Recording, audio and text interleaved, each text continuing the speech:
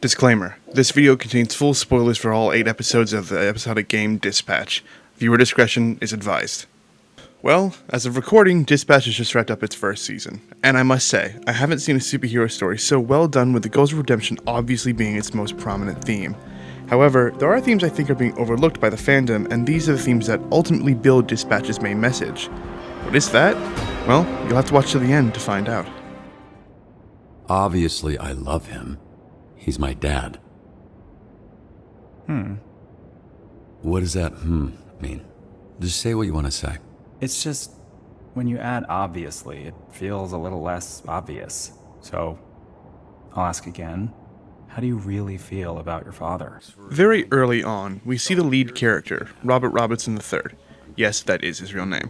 We see Robert is struggling, living in an apartment with no furniture or real appliances. We learn later in the same episode that this is because Robert has fully devoted his life, specifically the last 15 years, to being Mecha Man, a non-powered hero whose mantle has been passed down generations, since Robert's grandfather, Bobby. And already we have our first theme: neglect. Now, the game itself tells us that Robert's grandfather, Bobby, died in the mecha suit before Robert was born. This leads to Robert's father, Robbie, who I'll refer to as Astral to avoid confusion, becoming the second Mecha Man. And I think this is where the cycle starts. Unfortunately, neither the game or prequel comics explore Astral and Bobby's relationship, so it's left up to interpretation. In my opinion, Astral is in a way resentful of how perfectly his father was Mecha Man. We see that Bobby was celebrated, given parades and endless praise, and maybe even to the point Bobby neglected Astral, to the point that when Astral became Mecha Man himself, he was determined to do it better than his father, not doing it out of a duty to help others, but out of spite and resentment. Unfortunately, this is where Astral would make his biggest mistake. Robert, In joining a team and becoming Mecha Man serious. full-time, Astral would continue the cycle of neglect with his own In more son, ways than one. Robert. Gramps was the first Mecha Man. He died in the suit before I was born. Dad was killed fighting Shroud. That's when I took over. There was a little inheritance and the life insurance money. I'm so sorry. I didn't realize. Just your run-of-the-mill, sad superhero origin story. The family tradition, if there is one, is dying in that suit, which I guess I don't have to worry about anymore. Robert himself mentions that Astral was never around, and that he was babysat a lot as a child. And in the prequel comics, we see that Astral is very work-focused and dismissive of Robert's actions, save for one moment in the comic, where Astral is speaking with Trackstar and the new team candidate Elliot Connors, who everyone else calls Eli. We see firsthand how not only Astral's hubris and ego have become core traits of his personality, but how much it's affected Robert. In the comic, we see that Robert is in the shed with the mecha suit, attacking it with a hammer, clearly angry at how his father has neglected him by being a hero more than a parent. This, unfortunately, goes wrong. When the suit's defense systems activate, Astral and Trackstar hear it, and Trackstar races after into action, saving Robert from the suit's weapons as Astral deactivates it. And rather than check the well-being of his son, he tells Robert, who may have a broken arm from Trackstar's rescue and does have a wound on his ear from the attack, to get up, seemingly to scold him. A ladder or... Robert himself, as an adult, also perpetuates the cycle of neglect, though the major difference is, his is more so self-inflicted, and he even overcorrects to make sure he doesn't neglect God's greatest gift, the beef. We see his living situation. He doesn't even have a bed. When we see his apartment, Robert lives in squalor. From what we can tell, barely scraping by at times means eating cereal for dinner. When we see him as well sleeping in a chair that doesn't look comfortable. We learn that Robert did have money, as did his family, as he was left an inheritance, but after his father died, he spent practically all of it in the fight against crime as Mecha Man, taking on the mantle for a solid 15 years by the time the game's opening starts. We see towards the end of the story that Robert was at one point perfectly fine dying in the Mecha Man suit, which segues perfectly into what I think the next theme of the story is: obsession. The bar is very low with this group. Well, it's not low for me. Look, I like to make a joke and keep things light as much as the next person. But when it comes to work, I'm not fucking around here. If you want the Phoenix program to survive, the bar needs to go up. And how would we do that? By treating the Z team like what they are, a bunch of villains. And leading a supervillain team takes a different approach than a superhero team. I need to be around them. I need them to see I'm all in, and they need to match that energy. Some tough love. The only kind I know. And based on what I've seen, the only version they'll respond to. I'm not saying everyone will make it. They won't. I'm not saying it won't get spicy. It will. But when it does, I also need you to trust me to handle it. I don't want you stepping in. They need to respect me, even if I don't have powers. Robert is clearly obsessed with heroism. It only makes sense growing up so linked to it, surrounded by heroes. It only makes sense we see just how much Robert believes in being a hero. In various conversations and certain dialogue options, to the point he takes dispatching the Z-Team extremely seriously. We also learn through dialogue that not only is Robert the third Mecha Man, but that he's damn good at it, to the point he's looked up to by many of the Z-Team and other heroes. But the difference between this team getting by and this team being great is trust. So you should get to know the real me. I'm Mecha Man. No fucking way. Can't be. Could be. That's like a real superhero. It is you. The story, in my opinion, is at least partially about Robert realizing this obsession with being Mecha Man. And a full-blown hero, it's not healthy. He can make a difference Feels like in other for ways. the first time in a long time, I can see a life without Mecha Man. Which I'm sure you would appreciate. Been nice that we get to spend more time together, right? The Z-Team might fuck up for a while, but at some point, they're gonna get good. And when that happens, they'll make a bigger impact than I ever could alone. But just when I feel like I got a handle on it, got it figured out, I think about Chase and my dad and Shroud, then I get all fucked up. You know what I'm saying, Beef? You know what I mean? Yeah, exactly. See, this is why I appreciate her talks. And that leads us to the opposite side of the spectrum of obsession. Obviously, Shroud. you don't need an introduction. With pleasure.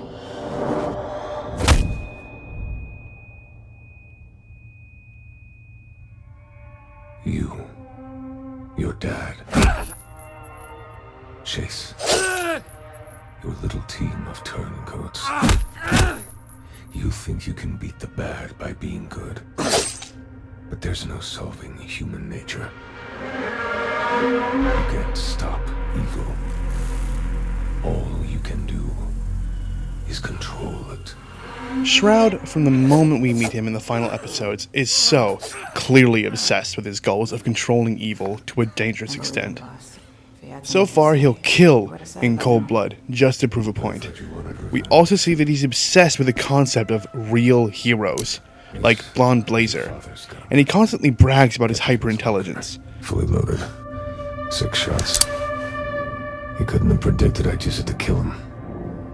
The first bullet grazed his shoulder. I hadn't adjusted to the adrenaline spike. The second hit his upper chest. The third burst his heart. He was lying on the floor, eyes full of fear, when I put the fourth through his face. A bit of a waste to put the fifth through that idiot's skull, but I wanted to make sure it worked after all these years. Your father was the last person to touch this bullet. And now, there's a 16.5% chance it touches you next. Your invisible girlfriend stole my astral pulse to give it to you. Where the fuck is it? We learn of Shroud's obsession with power as he slowly upgrades his abilities through tech implants into his own head. In an effort to be better, he, with the help of Astral, creates the Astral Pulse, the power source for Astral and Robert's Mecha Man suits, in exchange for being put on the Brave Brigade, a team of heroes. For whatever reason, Astral breaks this arrangement, and this starts Shroud's hatred of heroes. He then guns down Astral, and his obsession with controlling evil begins. We see how Shroud enacts this by taking in low-life criminals and superpowered individuals like Toxic, Armstrong, and Coop/Sonar. He, with his intelligence, is able to provide them with enhancements to their powers. In exchange, they work the dead off to him by joining the Red Ring, his criminal empire, who we also learn is constantly causing unrest, not just for the heroes of the world, but every other criminal outfit in the region. All parts of Shroud's obsessive plan to control evil. We see his obsession play a role in how much Shroud wants the Astral Pulse, as he needs it to reach his full power and become virtually unstoppable. Once I have the pulse, I won't need to predict. I'll just know. So don't fuck around, Robert. Not right now. He knows the astral pulse's power will allow his power to expand, and that in this roundabout way, he will become a true hero, like he was denied all those years ago by Astral. Another moment of neglect, our previous theme. Shroud also shows factors of our third theme, insecurity. Shroud exhibits some form of insecurity. He can't stand the idea of being wrong. To the point, he over-exaggerates information, particularly to make himself seem more imposing due to his insecurity that was put on him by Astral, whom he felt betrayed due to Astral being responsible for his dismissal for the Brave Brigade. And before that, he was belittled by Astral and constantly dismissed and unheard. This would lead to them coming to blows where Astral would inadvertently give Shroud his name, a detail I imagine Shroud would be very insecure about himself. He hides it to this day. Hey, what other character has insecurities about their identity?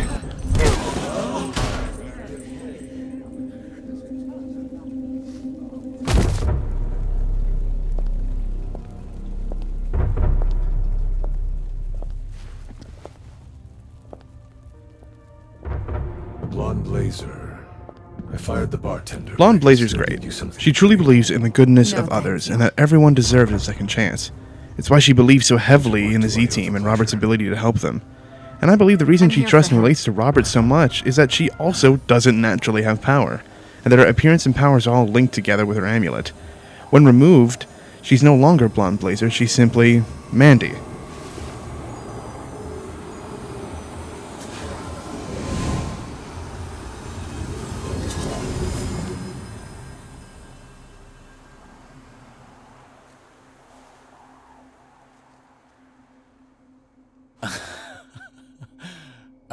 I'm sorry. You're disappointed.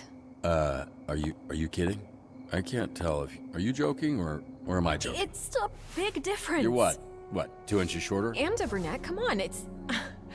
Okay, maybe if I wasn't called Blonde Blazer, I wouldn't be so self-conscious about it.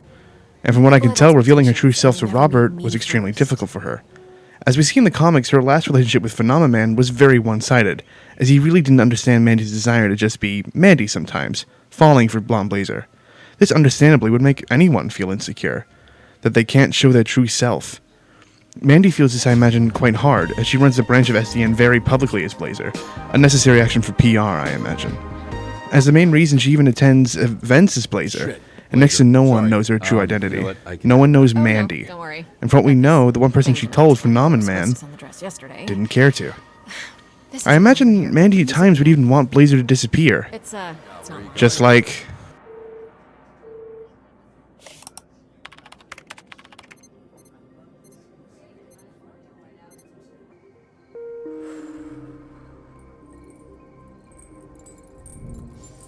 Are you smoking in a playground? The fuck's wrong with you? There you go. One more strike against me. You gotta get rid of somebody, right? I'm making it easy for you. No, you're quitting. You're not making it easy for me. You're making it easy for you. You don't get it. Some people are born to be heroes. I'm not one of them. Invisigal, formerly This wasn't meant to be. Invisibitch, has the opposite problem regarding her insecurity and self-doubt. Unlike Mandy, who wants to be seen as herself, Vizzy only wants us to be seen as I am anyone through but the herself. sky. Nothing to hide. What's your point? I have fucking villain powers. I can turn invisible and skulk in the shadows. My powers let me steal shit and watch famous people fuck. Being a villain is my fate. It's in the fucking She- stars. Seen as heroic Same and way as that someone who can be Blonde trusted like Blazer Blazer. always meant She even to says be. so to Robert directly. All I wanted from this was for people to look at me the same way that you look at Blazer. Even if it was just once, you know? Instead, they've always seen me how you see me right now. And what was that? Like I'm incapable of good. Fucking job. She hates that she keeps making mistakes and that no one seems to want her around. So she lashes out, either with smart-ass comments, physical violence, and an act now, explain later attitude.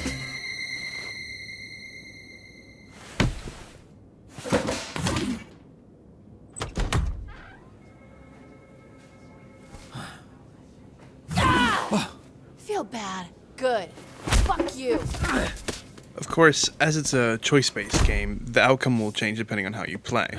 It depends and affects how she progresses in overcoming her feelings. Either you have faith and she proves herself a hero. Don't be mad. You lost. It happens. Sorry, kid. We both lose.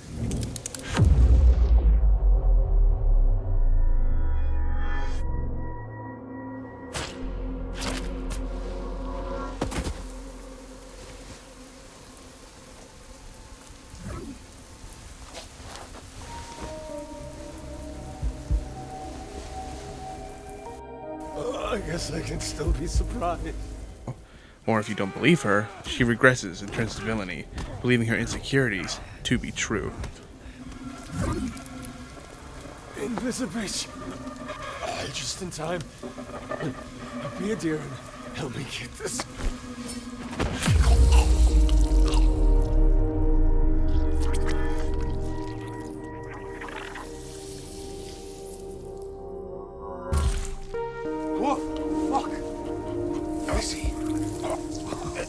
What the fuck? What's the matter, Shroud? Didn't see that coming.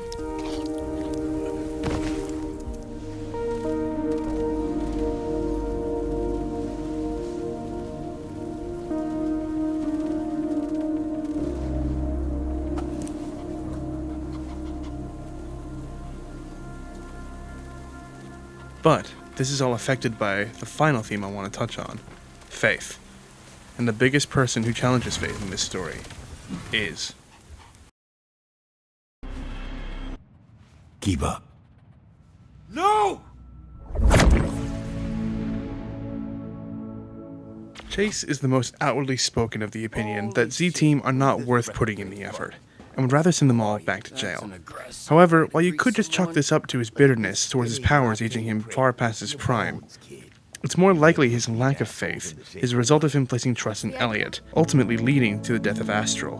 So I don't think it's far of a stretch at all to assume his trauma of the event leads him to quickly judge the Z-Team and to dismiss them, thinking that any one of them could lead to a repeat of what he most likely considers one of his greatest failures. I do want to say, this doesn't mean that Chase is selfish, far from it. He still believes in doing the right thing. He still believes in being a hero, to the point he's willing to sacrifice himself to save Invisigal, who, if you notice, is the biggest victim of Chase's lack of faith. And subversively, it's Robert's full faith in the team as a whole that allows the team to flourish and come together as real heroes. Let's get to it. Main takeaways are that Invisigal has been suspended, so we're a person down the shift, and that Chase is in the infirmary. And he's in pretty rough shape. Despite his disposition, he really likes you all. Just don't tell him I told you that. I've found doing something good always helps when I'm feeling bad. We're fortunate to have that opportunity. Something Chase never took for granted. So, let's get to work. These themes, while not so outwardly prevalent, are in what my opinion makes up the finer details of Dispatch's story. Is it perfect? Almost. There are some general things I don't like about the story, but nothing that isn't overtly nitpicky or that I personally just don't like the direction. But if you want a fresh, original, heartfelt, amazing story about how your failure does not define you, then Dispatch might just be what you need in this time.